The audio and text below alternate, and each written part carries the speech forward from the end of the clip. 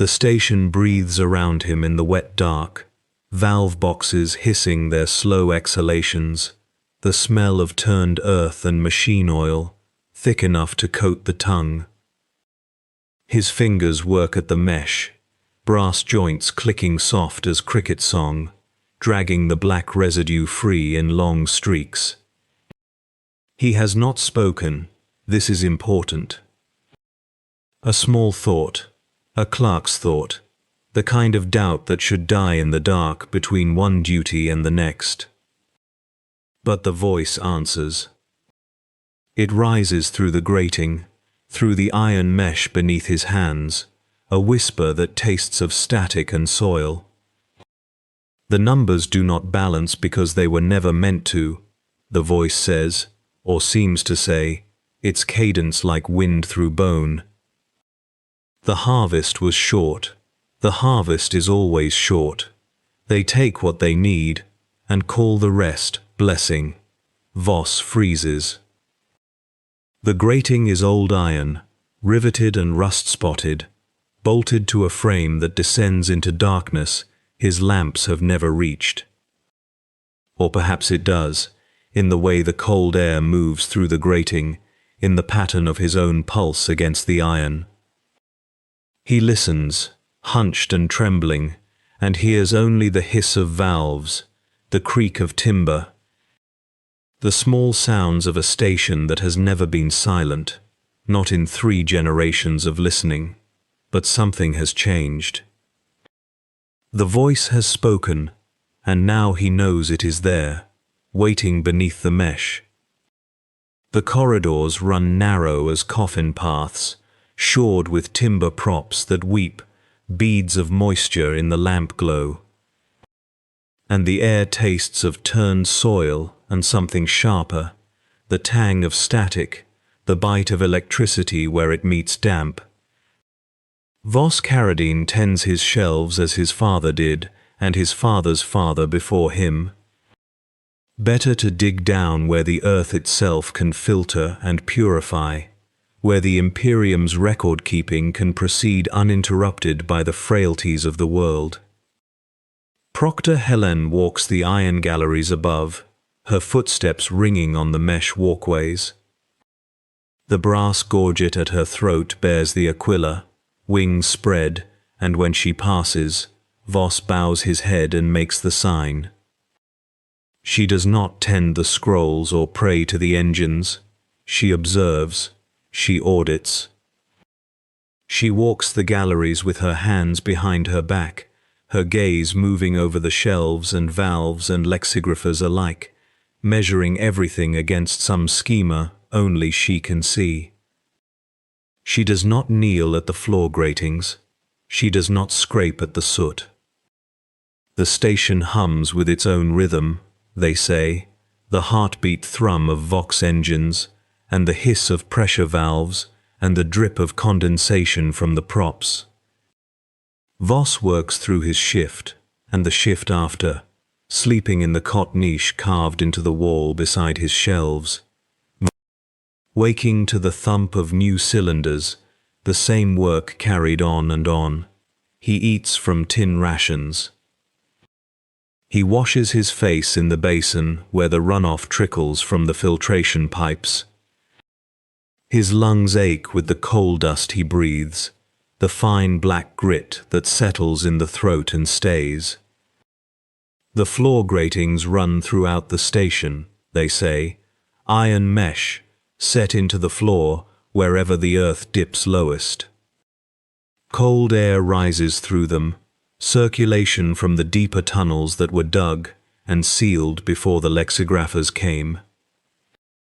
Voss has swept them 1,000 times, scraping the soot and grime from the mesh, and never once has he wondered what lies below.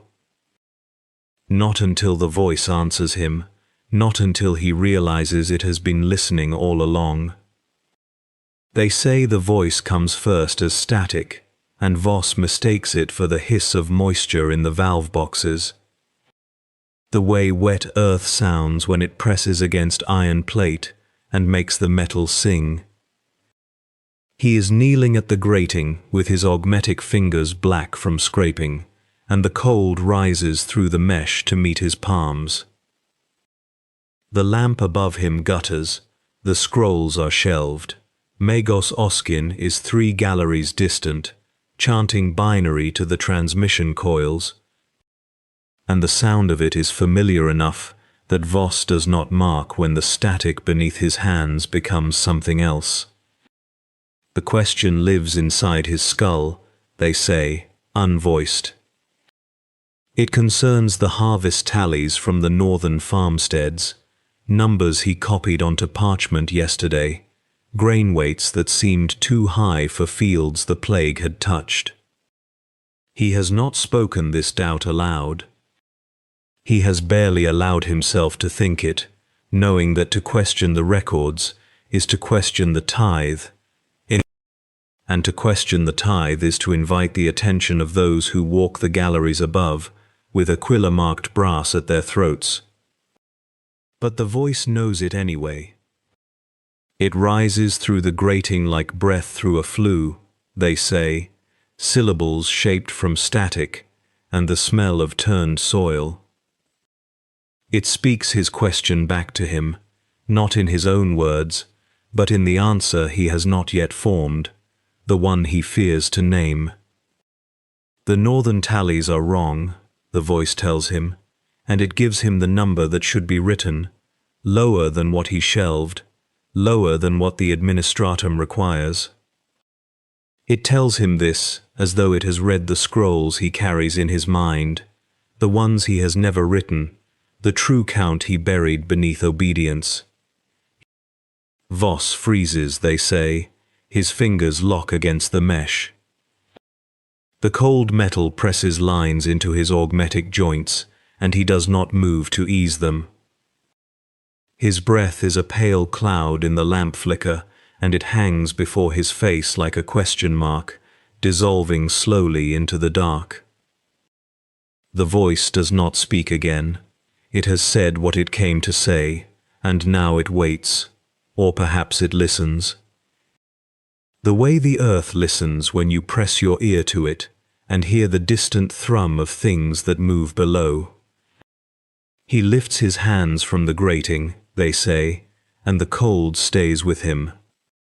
He stands, his spine crackling, the coal dust in his lungs tightening as he draws breath. The gallery is empty. The iron shelves stretch away into shadow, and the scrolls upon them are silent as graves. Somewhere in the station's gut, a valve releases pressure with a low moan, and the sound of it could be anything, could be machinery, could be wind in buried stone, could be the voice of the world itself turning over in its sleep. Voss does not call for Magos Oskin, they say. He does not walk to the upper gallery where Proctor Helen keeps her vigil. He stands before the grating and stares down into the darkness beyond the mesh, where the lamplight cannot reach, where the air smells of wet iron and something older. There is nothing to see. There has never been anything to see through those grates, only the understructure of the station, the timber props and drainage channels, and the packed earth that holds the buried place in its grip.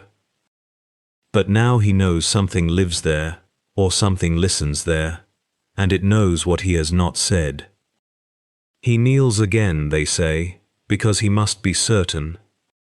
He places his palms flat against the mesh and waits, counting his own heartbeats, feeling the cold creep into his wrists. The static does not return. The voice does not answer twice in one night, or perhaps it has no need to, having planted its seed in the soft soil of his doubt. And when Voss finally rises and turns back to his work, they say, the lamp seems dimmer than before. Or perhaps it is his eyes that have changed, now that he has heard the earth speak his secret back to him. He shelves the scrolls as he always does. He does not alter the tallies. He does not mark the discrepancy in his logbook, or whisper his suspicion to the vox tender in the next gallery. But the knowing is in him now, they say, and the grating waits beneath his feet wherever he walks, cold and patient, full of answers to questions he has not yet learned to ask. The tithe ledger of Luthyth Tertius sits on Voss's shelf, they say, spine-bound in cracked leather, the color of old blood. Voss reads the transmission scrolls from that season, his augmetic fingers clicking through the spools, and finds reports of mass graves, of overseers who hanged themselves. It describes the smoke rising black against the autumn sky, the way the ash settled on the plague-belt fields like a second snow. That is how it feels to Voss in those hours, not that he is listening to something separate, but that the world is finally speaking the words it has pressed down into soil and stone for 3 generations. That the weight of unspoken truth has compacted into this voice rising through the floor. The first time he has acknowledged what he knows to be true, that he is not discovering errors, but participating in a revelation. The voice does not answer the question. It continues as if he has not spoken, reciting the ships that never docked, the manifests signed by captains who died years before the tithe was logged. It describes the way Proctor Helene's predecessor rewrote the scrolls in the upper galleries, changing grain weights and population counts with a steady hand. The voice never tires. It knows the weight of every bushel burned, the name of every child taken early, something that rises through the iron like smoke through a grate. The Magos speaks in the clicking cant of the Mechanicus, they say, a language of hydraulic syllables and binary prayer. But beneath the ritual there are words, and the words are a warning. You kneel where you should not kneel. Voss does not rise.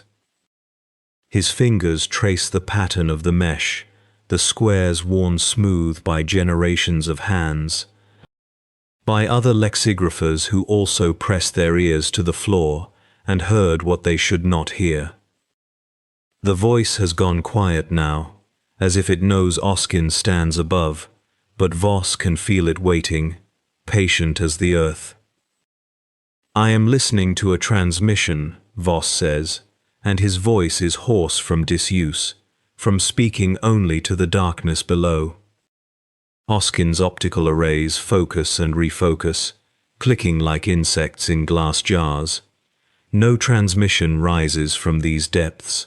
The vox coils are above. The receivers are tended. What you hear comes not from wire but from stone. They say Voss looks up then, his face pale in the soot-grimed lamplight, and asks the question he has not wanted to ask. What lies beneath the station? The Magos is silent for a time, they say, and the only sound is the hiss of valves and the distant groan of timber props, bearing the weight of the world above. When Oskin speaks again, the cant is gone, and what remains is something older, something that remembers why the station was sunk into the wet earth 3 generations ago. They did not bury the station to hide it from the plague-belt farmlands, Oskin says.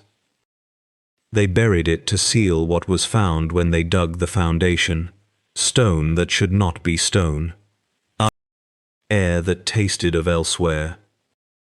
The warp seeps through cracks in the world, lexicographer, and here the cracks run deep. Voss's hands tighten on the mesh. It knows what was done to them. Truth is not a virtue when it comes from below, Oskin says, and the clicking returns, a nervous tick of servos and steam. You are to confirm the tallies of the tithe ledger, the Luthyth primary count. Grain shipments, soul yields, compliance measures for the year recorded. If she lies awake in the orbital dark and hears a voice of her own. The grating whispers beneath them both. The voice does not speak words, but Voss hears it anyway, feels it like pressure against his skull. She knows. These tallies are false. The ledger lies open between them on the iron shelf, the pages yellowed and curled at their edges, the ink precise as scripture. Proctor Helene stands across from him in the narrow space between the script stores, her brass gorget catching the soot-grimed light, the Aquila upon it watching with twin-headed certitude. She does not move. The air tastes of earth and static, and something sharper now, the metallic tang of a line crossed.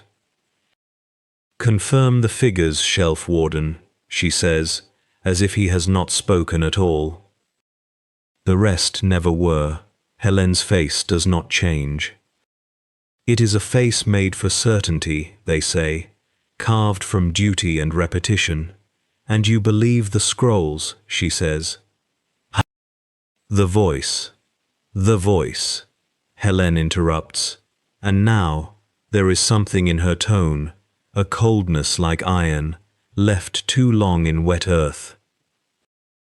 The question pulls itself from him, the next turn of the spiral. Why this station? She tells him, to make it real. To tend the false ledger as though it were sacred, to copy its figures into scroll after scroll, to speak its numbers aloud in the vox litanies, until even the tenders believe.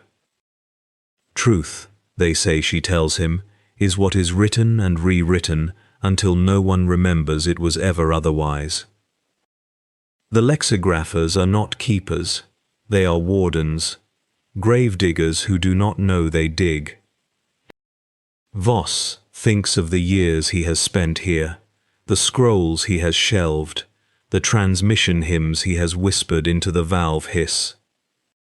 Each night kneeling at his cot, each morning scraping soot from the floor grating, with fingers that ache in the damp.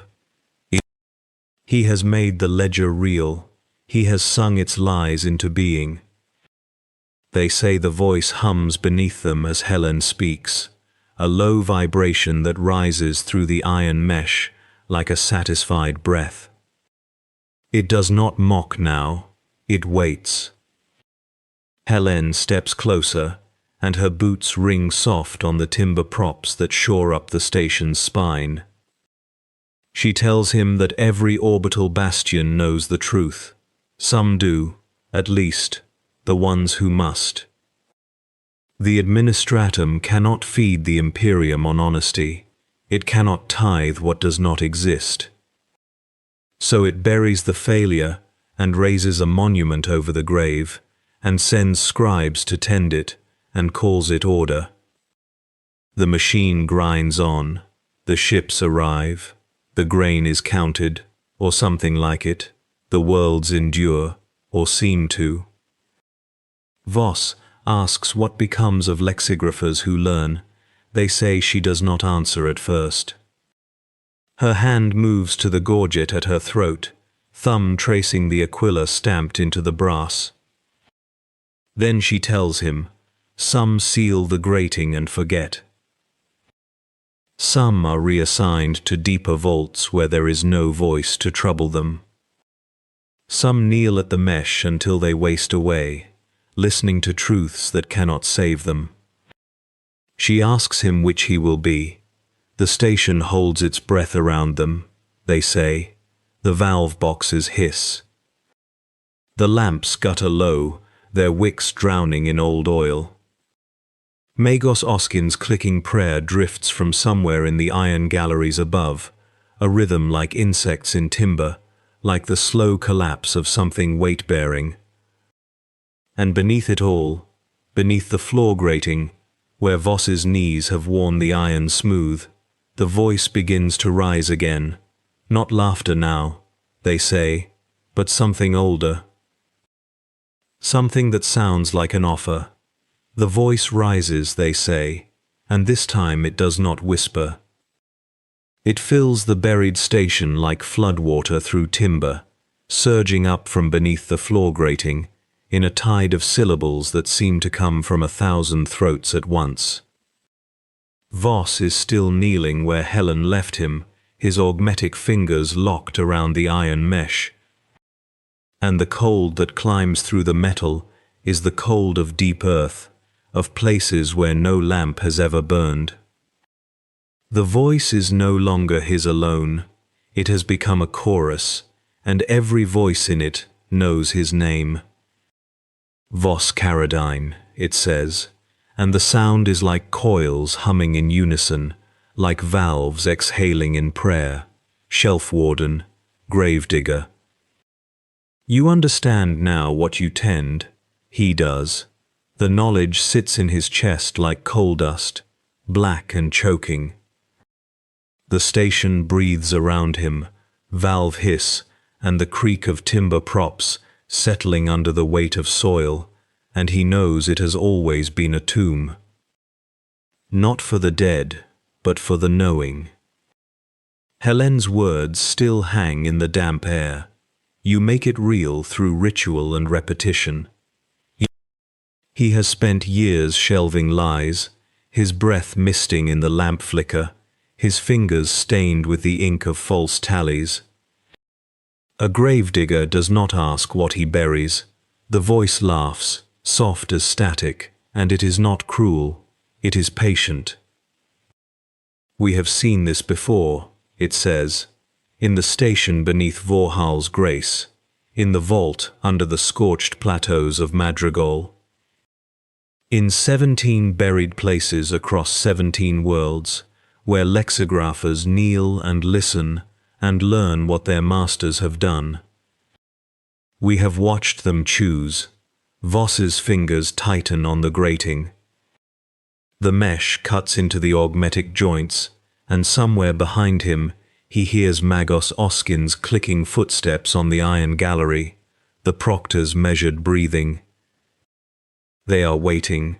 The station is waiting. The wet earth presses close, and the voice rises between the words he cannot speak.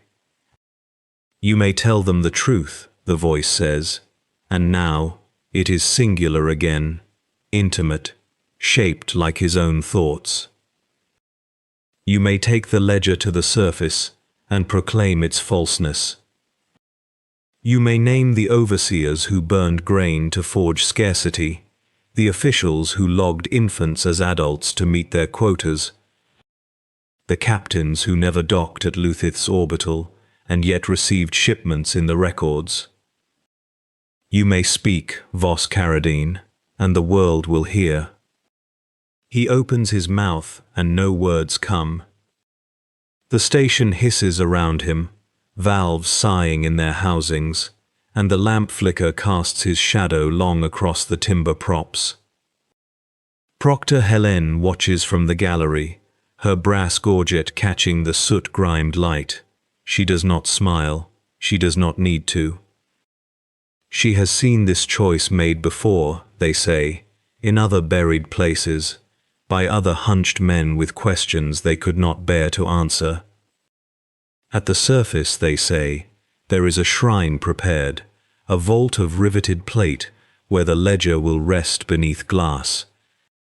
They place the ledger on its altar, and Helen locks the vault with a key she wears on a chain at her throat. They say, Voss returns to his work, shelving transmission scrolls, his breath misting in the cold. The station hums around him. The sound is like a whisper answering itself. The station hums with the breath of valve boxes. They say the tithe ledger of Luthyth Tertius still sits on its shelf in the shrine above, wrapped in blessed cloth and honored with incense. The numbers within are sacred, immutable, proof that the world above has met its obligations and may yet be saved. The question has been planted, and questions grow in the dark like roots through earth, like cracks through iron, like doubt through certainty.